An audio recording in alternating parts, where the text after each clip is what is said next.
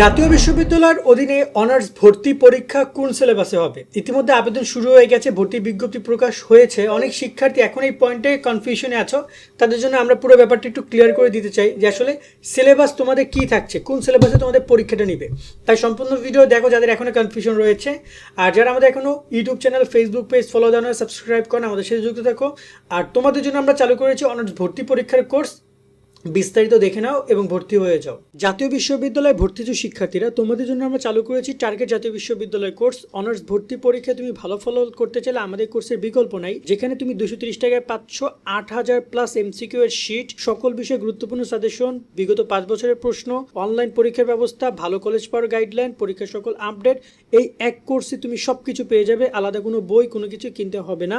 Already আমাদের কোর্সে যুক্ত হয়েছে কয়েক হাজার শিক্ষার্থী, তুমিও আজকেই যুক্ত হয়ে যাও আমাদের এই কোর্সে এবং শুরু করে দাও ভালো পরীক্ষা দেওয়ার প্রস্তুতি। কোর্সে যুক্ত হতে এই নাম্বারে বিকাশ বা নগদ থেকে 230 টাকা সেন্ড মানি করে আমাদেরকে হোয়াটসঅ্যাপে মেসেজ করে আমরা কোর্স লিঙ্ক তোমাকে দিয়ে দিচ্ছি। বিস্তারিত কমেন্ট এবং ডিসক্রিপশনে দিয়ে দেওয়া হলো। আশা করি তুমি বিস্তারিত দেখেছো। চাইলে আমাদের কোর্সে এনরোল করতে পারো। যুক্ত হলে সকল বিষয়ের এমসিকিউ শিট পাচ্ছ, তাছাড়া পরীক্ষার সকল গাইডলাইন এবং তোমার অনেকগুলো অনলাইন এক্সাম আমরা নিব, যা তোমার প্রস্তুতিকে অনেক ভালো করবে এবং ভালো নাম্বার পেতে সহায়তা করবে, ভালো রেজাল্ট করতে তোমাকে সহায়তা করবে এবং ভালো কলেজ, ভালো সাবজেক্ট ইনশাল্লাহ জুড়ে যাবে। তো চলো যুক্ত হয়ে যাও কোর্সে। ডিসক্রিপশনে কমেন্টে নাম্বার দেওয়া রইলো, সেখানে যোগাযোগ করে 230 টাকা পাঠাও। চলো এবারে কথা বলি সিলেবাস প্রসঙ্গে। দেখো, জাতীয় বিশ্ববিদ্যালয় প্রায় 4 থেকে 5 পেজের ভর্তি বিজ্ঞপ্তি প্রকাশ করেছে, 7, 8, 10 পেজের গাইডলাইন প্রকাশ করেছে। কোথাও সিলেবাস নামে এই 4 শব্দের একটা কথাটা তারা কোথাও রাখেনি তারা এই অক্ষরের শব্দ কথাটি কোথাও রাখেনি। সিলেবাস তারা কোন সিলেবাসে পরীক্ষা নিবে তার বড় একটা কনফিউশন তারা রেখে দিয়েছে। বাট এই জায়গায় আমাদের উদাহরণ হইতে পারে গত বছরের প্রশ্ন। গত বছরও তারা সিলেবাসের কথাটা কোথাও বলেনি। সেক্ষেত্রে বলা ধারণা করা যায় যে এইচএসসি সিলেবাস অনুযায়ী পরীক্ষা হবে। ওই পয়েন্টে তো বলে দিয়েছে যে এইচএসসি 4টা বিষয় পরীক্ষা হবে, এইচএসসি বিষয়গুলোর উপর পরীক্ষা হবে। এখন এই জায়গায় তোমাদের যে এইচএসসির যে বিষয়টা ছিল সেই অনুযায়ী তোমরা পড়ছো, কিন্তু অনেকে দেখা যায় তোমাদের যদি শর্ট সিলেবাস ছিল তো দেখা যায় 7টা অধ্যায় বা 6টা অধ্যায় নিয়ে তোমাদের সিলেবাস গঠিত, বাট বইতে তো প্রায় 10টা 12টা অধ্যায় ছিল। এখন এই পয়েন্টে আমরা আমাদের ব্যাচের স্টুডেন্ট যারা আমাদের কোর্সে অ্যাডমিশন হয়েছে ওদেরকে আমরা কি বলেছি, আমরা বলেছি বা সবাইকে আমরা এটাই বলছি যে তোমরা সিলেবাসের জায়গা থেকে ফুল সিলেবাসের প্রিপারেশন নাও, তবে শর্ট সিলেবাসের অধ্যায়গুলোকে প্রায়োরিটি দাও।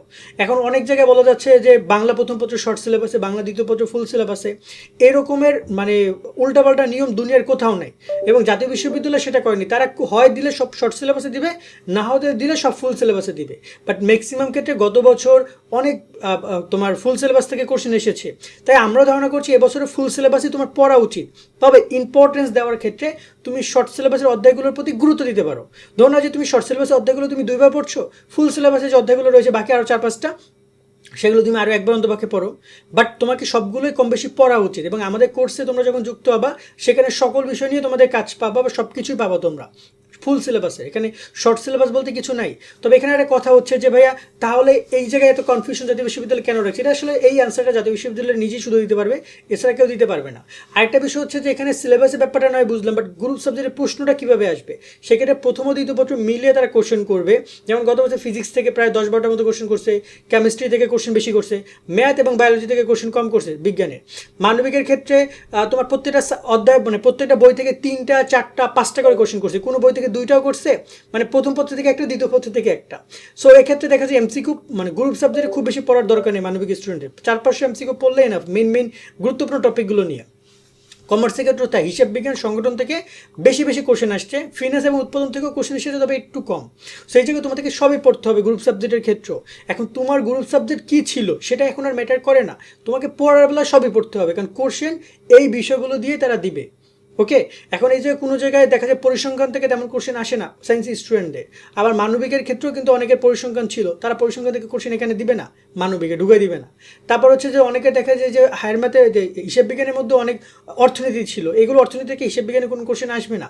কথা বুঝতে পারছো? অ্যাকাউন্টে কমার্সে কোনো কোশ্চেন আসবে না। এভাবে মিলে জিলে তোমাদেরকে কোশ্চেনটা করবে তারা, যে ওভারঅল তোমাদের গ্রুপ সাবজেক্ট বেস কোশ্চেন করবে। এখন তুমি কোথায় কী ছিলা, কী পড়েছো, এখন আর সেটা ম্যাটার করবে না। সো সিলেবাস এবং গ্রুপ সাবজেক্ট নিয়ে আশা করি তোমাদের ধারণা পেয়েছো। এখন সুন্দর করে পড়ালেখা করো। লাস্ট একটা কথাই বলবো, সিলেবাস নিয়ে তো কনফিউশন থাকো না। কনফিউশনে তারা রাখছে, বাট তোমার জায়গায় তুমি কনফিডেন্ট থাকো যে তুমি সব সিলেবাস পুরোটাই পড়া উচিত তোমার। বাট তোমার সংক্ষিপ্ত সিলেবাসকে প্রায়োরিটি দাও। কারণ গত বছরে বাংলাতে যে গদ্য কবিতা আসছে সেগুলো শর্ট সিলেবাস থেকে আসছে।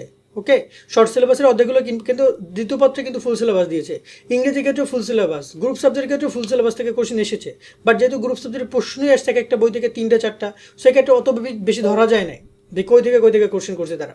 সো এই জায়গায় সুন্দর করে পড়াশোনা করো, শর্ট সিলেবাস অর্ধেকগুলোকে প্রায়োরিটি দিয়ে ফুল সিলেবাস কভার করার ট্রাই করো। ওকে, আজকে আমরা এখানে বিদায় নিচ্ছি, এবং আমরা যে অনলাইন এক্সামগুলো নিব আমাদের কোর্সের, সেখানে কিন্তু আমরা ফুল সিলেবাস এক্সামগুলো নিব। কেমন, সকলে ভালো থাকবা, আল্লাহ হাফেজ।